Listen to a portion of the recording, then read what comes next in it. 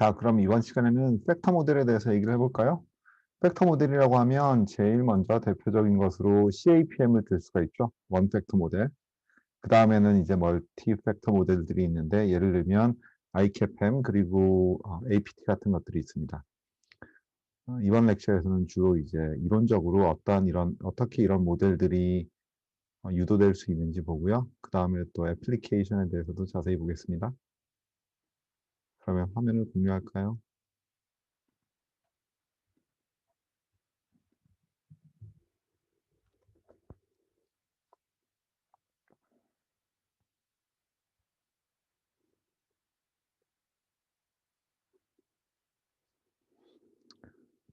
Okay, factor pricing models. So factor pricing models replace the consumption-based expression for marginal utility with a linear model of the form following. So factor model is just the following, right? So if you remember from the previous class, what matters most in the asset pricing is just the stochastic discount factor. And with the stochastic discount factor, we were able to derive a beta pricing model.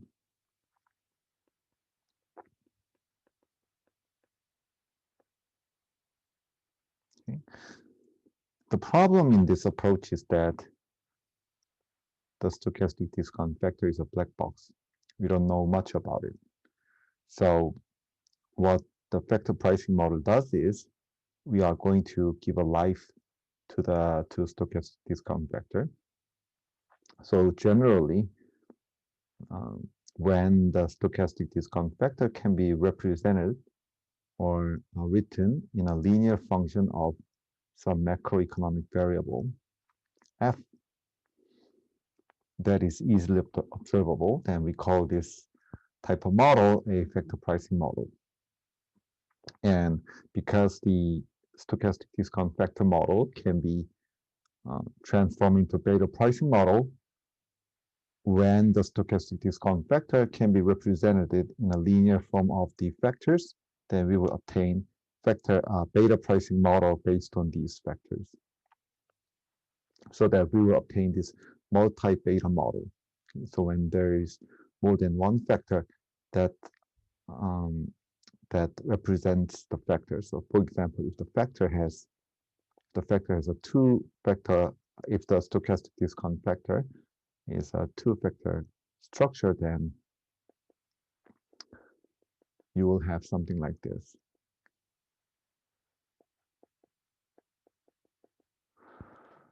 In this case, we will have a beta pricing model, a factor beta pricing model. So the question is what to use for the factors. So the factor models look for variables that proxy for aggregate marginal utility goals. In other words, in the previous equilibrium setting, we have stochastic discount factor as the marginal utility. And if the marginal utility can be represented in a multi-factor form, then we will obtain a factor pricing model. So what are these factors? So these are the special states of the world in which investors are concerned about their portfolio might do badly. So investors are willing to, I think this is a typo. So investors are willing to trade off, this is also typo, should be off. So investors are willing to trade off some overperformance. In other words, they are willing to take some lower average returns if the portfolio can deliver higher returns in some bad states. What they worried about is the state with the high marginal utility. So if their portfolio can deliver higher returns in these bad states, investors are willing to give up some performance in return for superior performance in bad states of the world. In other words, if some assets can pay off when things are bad, investors want to pay higher price, or they are willing to accept lower returns. And the factors are variables that indicate these bad states that occurred. So again, what are the factors?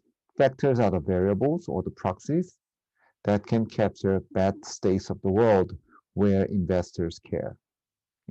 Even if it's the best states of the world, but investors don't care such states, that is not going to be priced. In other words, suppose you lose a lot of money in a casino. That is not a big bad states of the world, because whether you lose or not has nothing to do with the economy. So bad states of the world should be the bad states of the economy, where average investors care. And we will see CAPM, ICAPM, intertemporal CAPM, and also the APT as an example of vector models.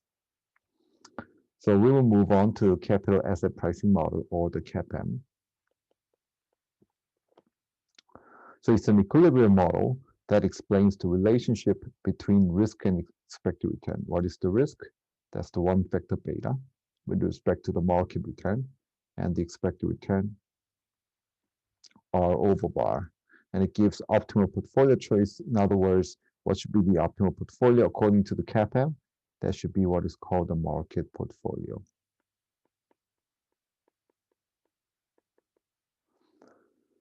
Okay, so even though it's a very old model, it still is widely used in practice, and also it delivers very powerful intuition with which you can understand the pricing better.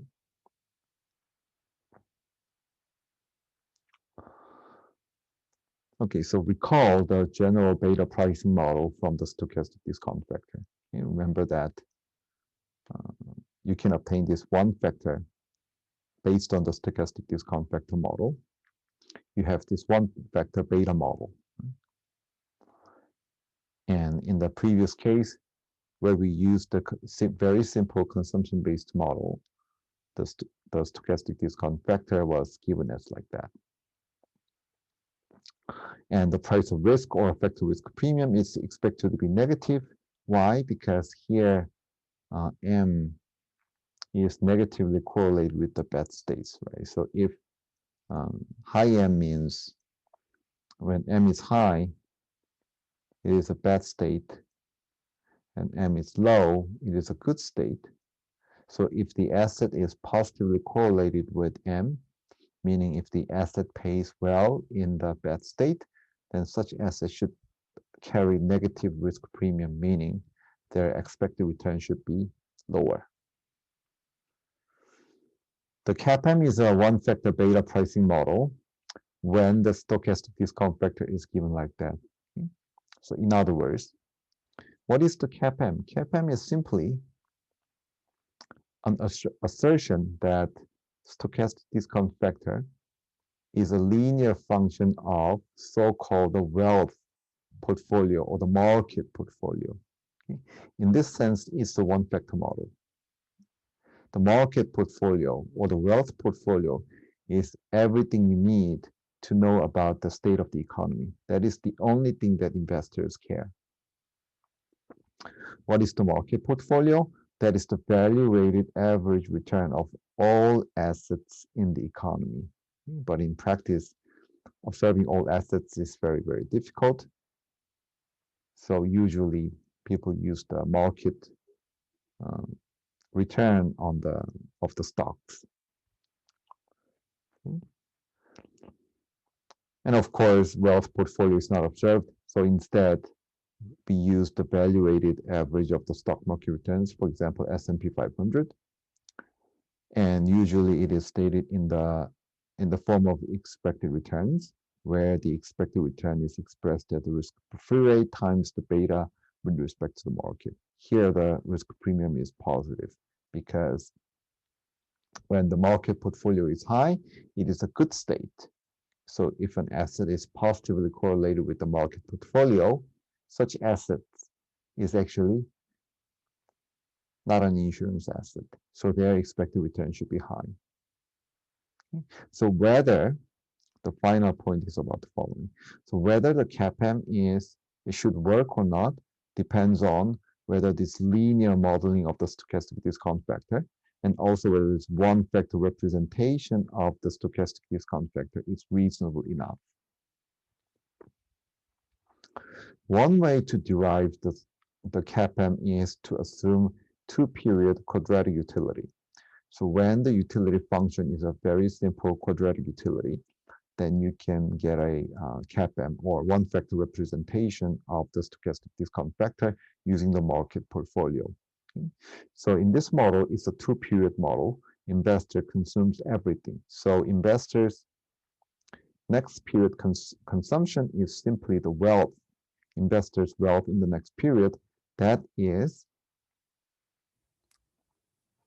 your current saving. So WT is your current wealth. CT is your current consumption. The difference is the amount you save in the risky assets or the market portfolio. So this is the wealth portfolio. That's what investors actually have. So that is the return on the market portfolio. So your saving times the return on the market portfolio is going to give you your future wealth, and in the next period, you are going to consume everything. Okay. In that case, we obtain the stochastic discount factor as the marginal utility or the marginal rate of substitution.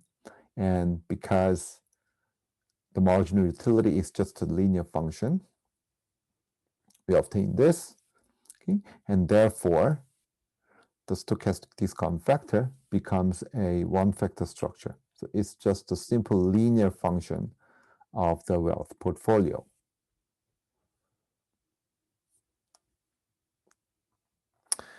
Now, if the CAPM holds, then we have the stochastic discount factor represented as a one-factor or linear form with respect to the market utility.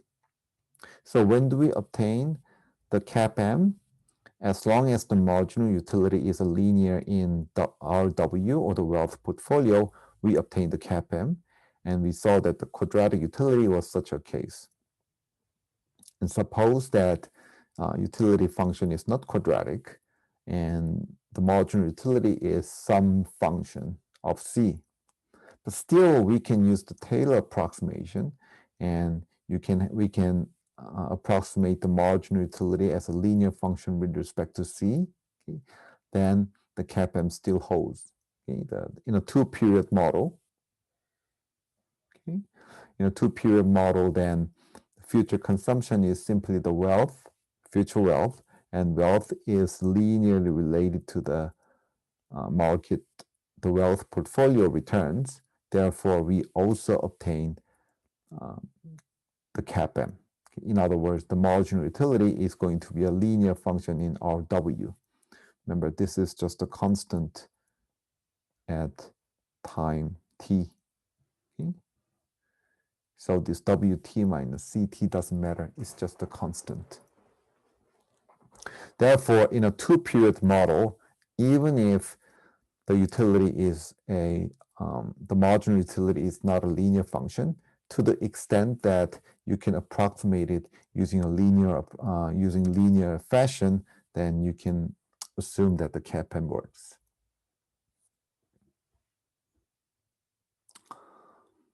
So when we actually use the CAPM, the wealth portfolio return is not observable,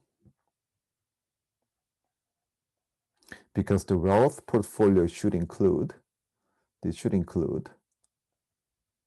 of course, stock returns, also bond returns, or other financial assets like or loans, bank loans, or even real estates. Okay, and commodities are tradable, and so on, and even human capital. And by human capital, I mean the present value of the money you will earn in the future. Okay? So the wealth portfolio should include everything. It's a value-weighted average of the portfolio of the entire wealth of the investors in the world. That is just impossible to observe. So what do we use instead? We are going to use the stock market return, because that is much easier to observe. So we will instead use RM, the market portfolio on the stock market, instead of the wealth portfolio. then the CAPM dictates the expected return with respect to the beta observed with the market return. So here the beta is the beta with respect to the market portfolio, meaning that beta is estimated using the time series regression of the individual stock returns on the market portfolio returns. Usually you done using you estimate using excess returns. And the market risk premium, or the price of risk, lambda, is estimated as like this. How to derive it? You just plug in Rm in this equation, and then you will have expected return on the market should be the risk-free rate plus lambda. Therefore, lambda should be expected return of M minus RF. Okay.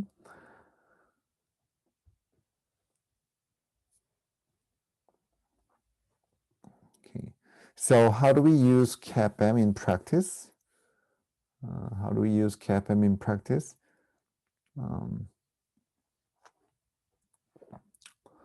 So we use the value-weighted stock return portfolio as a market portfolio. Okay. In other words, as I said before, instead of using the wealth portfolio, we are going to use the stock return portfolio. And treasury bills, short-term treasury returns, as the risk-free rate and estimate beta from the regression of stock returns on market portfolio returns. Here you use the excess returns. Returns in excess of risk-free rate or treasury bills. But one small caveat is that stocks are very high in noise-to-race ratio. In other words, if you decompose stock returns in terms of the market exposure and the idiosyncratic component, then the variance of the idiosyncratic component is very high. So your estimation of beta is not very precise. So it's very typical of using portfolio returns to estimate betas instead of individual stock returns, and then use the portfolio level betas to replace the stock level betas. Okay. Now this is how you use the CAPM. So once you estimate beta, you can plot the beta. You can plot the expected return on the stock with respect to the beta. Okay. According to the CAPM, the expected return should line up this line where the slope is the lambda. Slope is the market price of the risk. Okay, but as you can see here, the relationship between beta and the expected return tends to be flat. Okay? So that a lot of people say is the failure of the CAPM in explaining the expected returns. Now, what are the implications of the CAPM? First, the stochastic discount factor is linear in Rm. In other words, M is simply a linear function of the market portfolio. And then the market portfolio should reside on the mean variance frontier. Why? Because the mean variance frontier is the maximum expected return that you can get. Okay, so for any assets, the maximum expected return is obtained. If you still remember from the previous lectures.